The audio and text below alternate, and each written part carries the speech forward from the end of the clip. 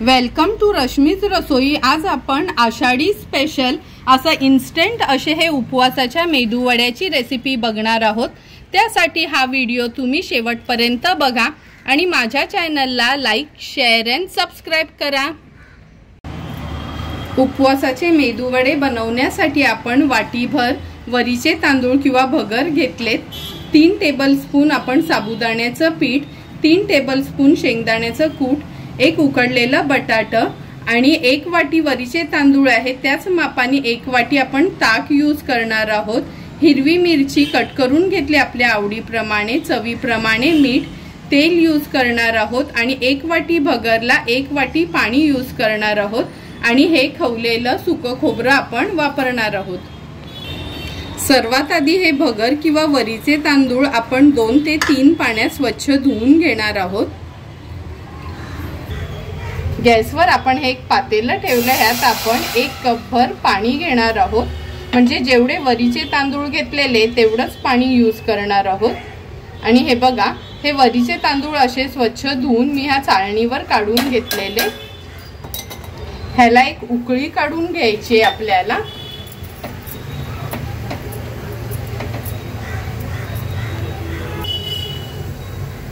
तुम्ही बघू शकता, हे बघा आपण पाणी ऍड केल्यानंतर ह्या तांदळाला उकळी येते।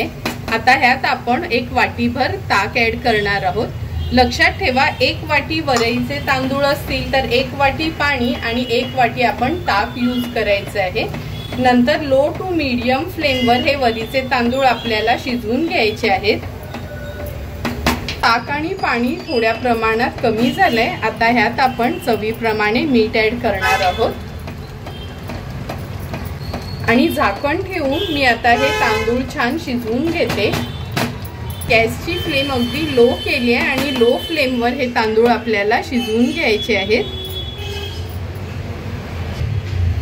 एक 7 ते 8 मिनिटं झाली आहेत। झाकण काढून बघूया आपण।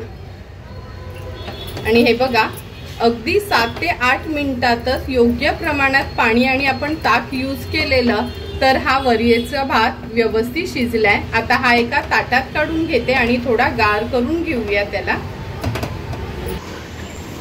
आपण हात लावू असं हे गार झाले, जो आपण हा वरीचा भात बनवलेला तो। आता ह्यात आपण हा बघा, हा मीडियम साईजचा बटाटा घेतलाय बॉइल करून, ह्याला खिसून घेऊया। तुम्ही पण खिसूनच यूज करा।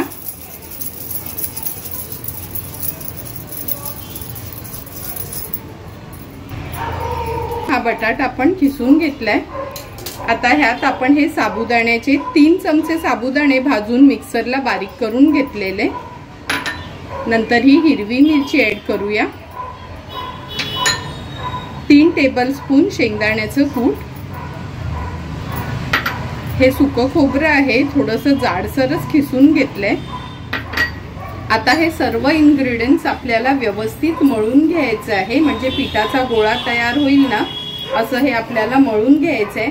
गरज लागली तर थोडं पाण्याचा हात देखील घेऊ शकतो, म्हणजे छान त्याचा एक गोळा तयार होईल।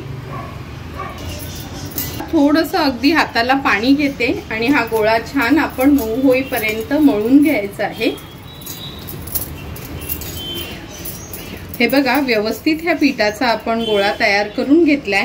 आता 1 टेबलस्पून एवढं आपण तेल यूज करणार आहोत आणि तेल लावून व्यवस्थित ह्याला पुन्हा मळून घ्यायचं आहे आणि ह्याचे छोटे छोटे पेढे करून घेणार आहोत। ह्या पिठाचे हे असे पेढे करून घेतलेत आपण। छान असे गोल आकार देऊया त्याला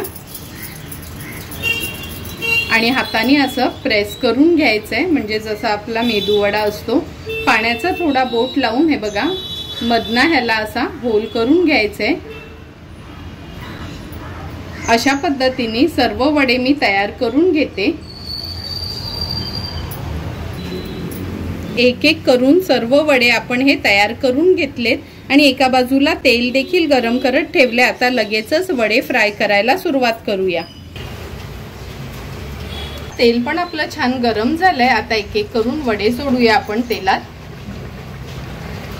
सुरुवातीला 3च वडे मी तेलात सोडते आणि लक्षात ठेवा, लगेच त्याला हात लावायचा नाही, म्हणजे झारा हलवायचा नाही। अर्ध्या मिनिटासाठी तरी त्याला छान आपण तळून घेणार आहोत। गॅसची फ्लेम मी आता मीडियमवर ठेवते। अर्धा मिनिट झालाय आपण तेलामध्ये हे वडे सोडलेले, हे बघा। आता ह्याला मी पलटून घेते आणि झाऱ्याने तुम्हाला दाखवते असे हे आपले वडे तयार होत आहेत। आता याला व्यवस्थित आपण डीप फ्राय करून घेऊया आणि हाय फ्लेमवरच आता डीप फ्राय करणार आहोत, कारण का हे वडे बनवताना तांदळापासून बटाट्यापर्यंत सगळं शिजवलेलंच होतं, त्यामुळे हाय फ्लेमवर ह्याला छान खरपूस होईपर्यंत तळून घेऊया।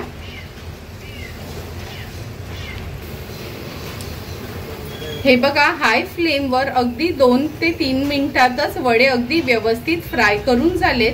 तेलातून व्यवस्थित निथळून घ्यायचे आहेत हे। आणि आता एका प्लेटमध्ये मी हे काढून घेते। तुम्ही बघू शकता किती सुंदर रंग आलाय वड्यांना। आता उरलेले वडे देखील आपण असेच फ्राय करून घेणार आहोत।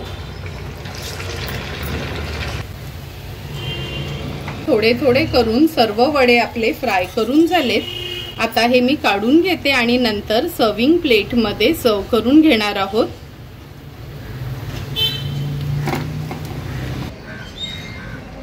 सुंदर असे तयार झालेले हे आपले उपवासाचे मेदू वडे आपण ह्या सर्विंग प्लेटमध्ये सर्व करणार आहोत। त्याच्यासोबत मी ही चटणी बनवली आहे खोबरं आणि शेंगदाण्याची। ही आपली उपवासाची चटणी आहे। तुम्ही बघितलं असेल की थोडेही आपले हे मेदू वडे उपवासाचे ऑइली झालेत नाही। तुम्हाला पण जर मी बनवलेले हे क्रिस्पी आणि झटपट असे मेदू वड्याची रेसिपी आवडली असेल तर तुम्ही पण नक्की माझ्या पद्धतीने एकदा तरी हे वडे ट्राय करा आणि मला कमेंट करून सांगा की तुम्ही बनवलेले हे मेदू वडे कसे झाले ते। तुम्हाला जर मी बनवलेल्या ह्या मेदू वड्याचा व्हिडिओ आवडला असेल तर नक्की माझ्या चॅनलला तुम्ही लाईक, शेअर अँड सबस्क्राईब करा। Thank you for watching my video.